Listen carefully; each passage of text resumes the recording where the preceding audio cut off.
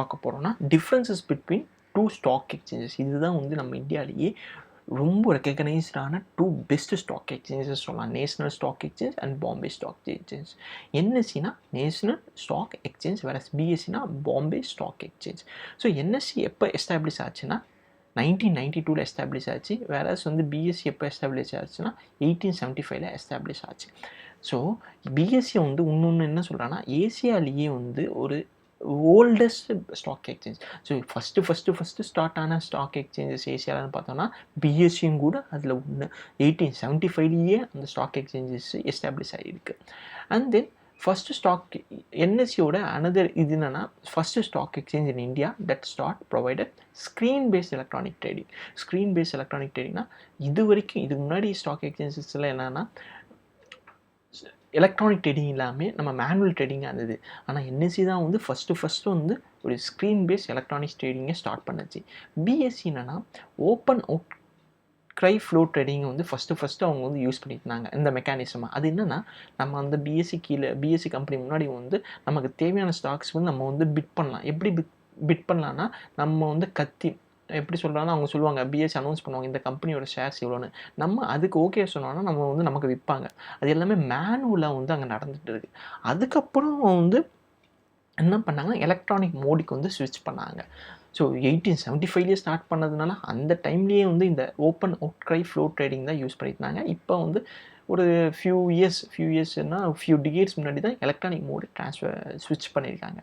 And then என்எஸ்சியோட main indices என்னென்னா Nifty 100, Nifty 50 அந்த மாதிரி நிறைய இண்டிசஸ் இருக்குது.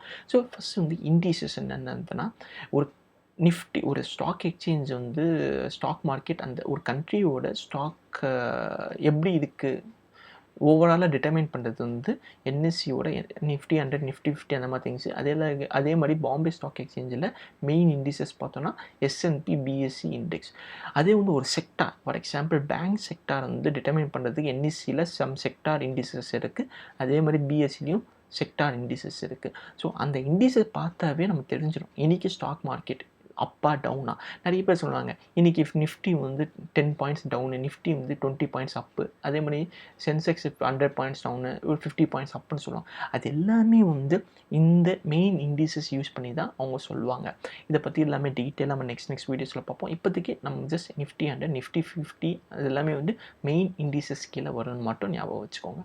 நெக்ஸ்ட் வந்து உங்களுக்கு வந்து என்எஸ்சி பற்றி இன்னும் டீட்டெயிலாக படிக்கணும், டீட்டெயிலாக நீங்கள் ரிசர்ச் பண்ணணும்னா nseIndia.com வெப்சைட்டுக்கு போய்ட்டு நீங்கள் பார்க்கலாம்.